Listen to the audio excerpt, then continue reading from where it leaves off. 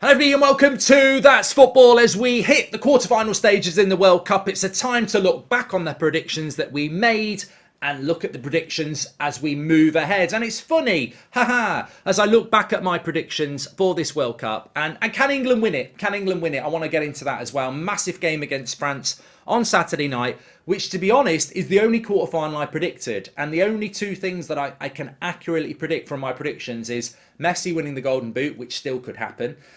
England versus France in the quarterfinal, which I did predict, and a Brazil-France final is what I predicted. Apart from that, I was all over the place. I had Netherlands-Denmark as the quarterfinal one. Well, that's Argentina, obviously, but I got Netherlands right. I had Brazil versus Spain as the second quarterfinal, but obviously Spain were on the other side of the draw and have been knocked out. England versus France, got that right. And then, God knows how I got to this, but I had Germany-Uruguay instead of Portugal-Morocco. So, yeah. But look, World Cups always end up like this, don't they? And unpredictable. You don't necessarily know a lot about the international teams. And we certainly do now, after what, 2.5 weeks of this World Cup. I think it's been an okay World Cup. I think it's had a lot of controversy around it, but I'm not here to discuss that. I just don't like the timing of the World Cup. I think playing it in the winter is not a good idea. We need it back in the summer, which it will be. But we deal with what we've got. And I think there's two standout teams, Brazil and France. They are the two favourites. But I do believe that England, Portugal, and potentially Argentina could be three teams that prevent us getting the Brazil-France final that I think many people predict and would be, the deserved final from what we've seen so far. So we'll start with England. Can England win it? The short answer is no, but the realistic answer is, of course they can. And people say, what are you talking about? But no, I don't think we can win it. Portugal look decent, and I would expect Morocco not to be able to do that twice. So I think Portugal will go into the semi-final. And if they can get an early goal, they'll go into it quite comfortably. They've got past Switzerland quite comfortably. So Portugal have got energy in that team if they can get through Morocco quite comfortably. Whereas England, France, I think that's going to take a lot out of both teams, and it's a short turnaround to the semi-final. So Portugal will be a difficult game for whoever wins the England-France game. And then if you win that, you're probably going to play Brazil in the final. So there will be mass hysteria in the UK, in England, if we beat France on Saturday night, and we're more than capable of doing it. And I suppose the big thing is how we approach it. Will Southgate go counter-attack, or will he actually try and have a go?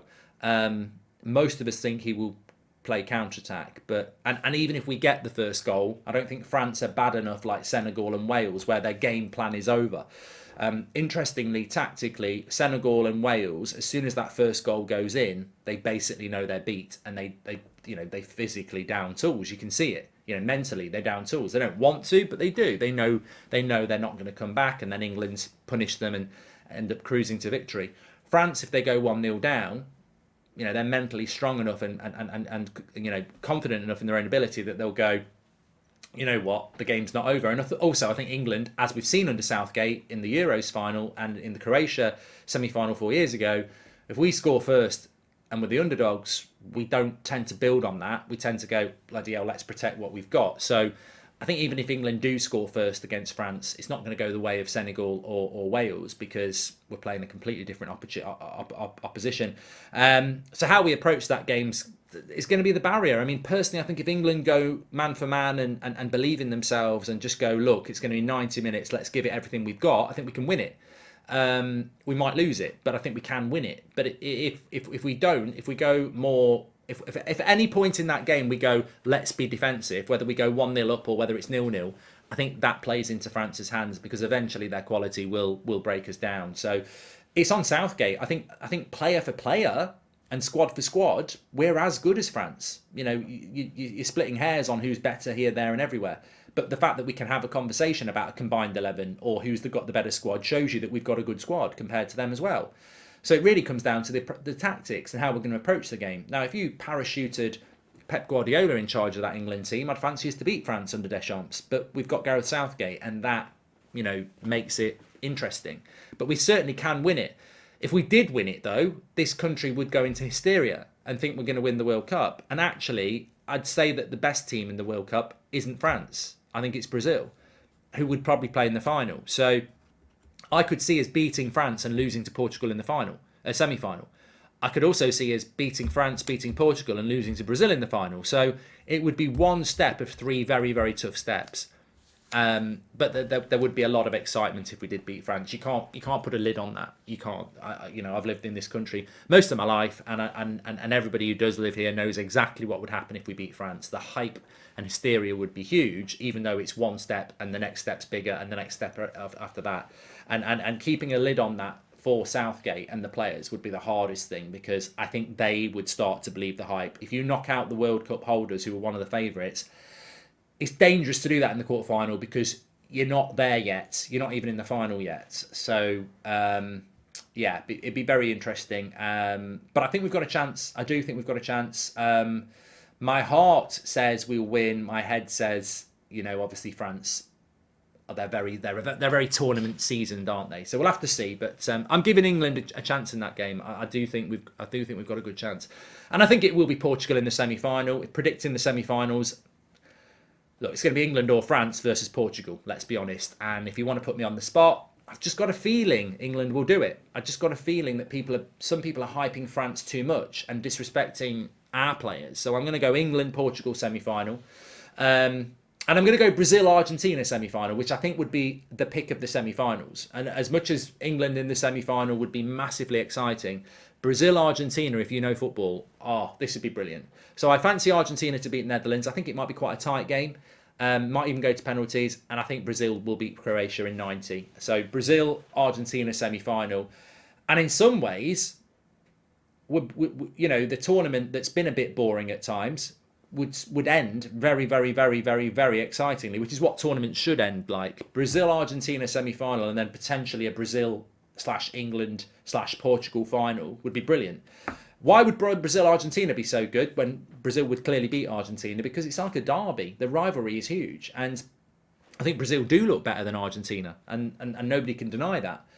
But you watch what Argentina do against Brazil in a semi-final. It'll be very different. You've seen the crowds. You've seen Argentina's fans have probably been the best in the tournament.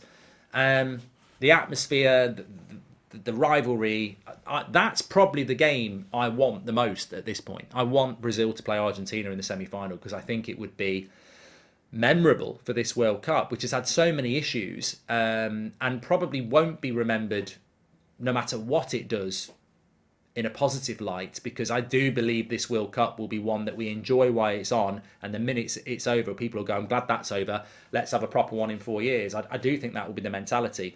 How does it defeat that mentality? With games like that, Brazil, Argentina, France, Brazil in the final, or England, Brazil in the final, that's how you defeat it. You turn it into something you don't normally get. You don't normally get Brazil, Argentina in a semi-final. You don't normally get Brazil, England in a final. So, and even Brazil France would be a good final. I'm not saying England are getting to the final by any means, but I think but what we can't deliver is the quality. We don't know whether the quality will be good. So we'll have to wait and see on that, because Brazil Argentina could be boring. It could be interesting, but it could be boring. But I do think it will be Brazil Argentina semi-final, Brazil in the final, and I do think it will be England Portugal semi-final, and we don't have a good record against Portugal. Brazil-England final, fuck it. We'll just go with that. But look, realistically, with the head, it would be France-Portugal semi-final, Brazil-Argentina semi-final, and then Brazil-France final, which would still be good. And I'm not knocking the Netherlands out. As I said, I think Argentina-Netherlands will be close, and it could go to penalties. I think it will be very, very close between them, but I'm just predicting Argentina. And you'd fancy Brazil to go through against Netherlands or Argentina anyway. And I'm not disrespecting Croatia and Morocco, but I think they're going to have to produce major shocks to do it. Brazil against Croatia should be comfortable.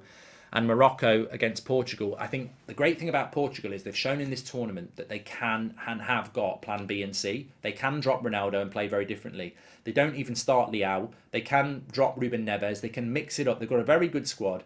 And I think Spain just had plan A, plan A, plan A, plan A, plan A, and Morocco knew plan A. And I think Portugal, they've got plan A. They can probably bring Ronaldo on as well, if they want to whip crosses into the box, because Morocco just dealt with every cross in the box. Well, Ronaldo, for the last 20 minutes, if it's 0-0, crosses into the box. I think Portugal will get the goal against Morocco that you need.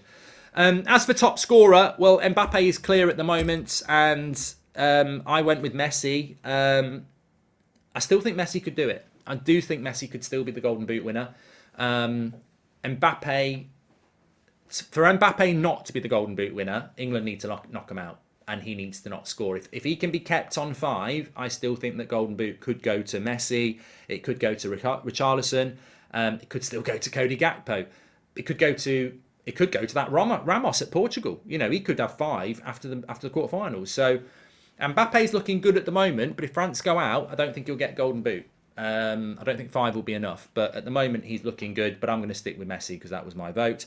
And finally, dark horse of the tournament. I'm not going to ignore that. I've heard USA, I've heard Uruguay, I've heard Denmark.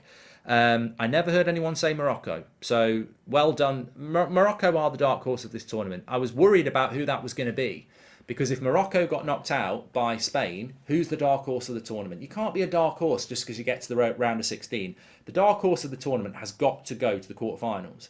And nobody would have been the dark horse of this tournament if Spain had gone through, because you can't say Portugal or Croatia or England are dark horses for going to the quarterfinals. Croatia went to the final 4 years ago. England went to the semi-final.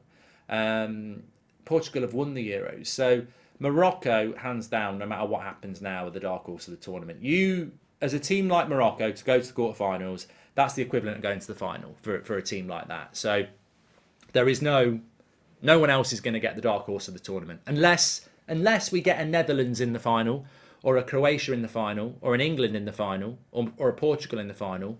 But even then, I still think Morocco, coming out of the group they were in and getting to the quarterfinals, makes them the dark horse of the tournament for me.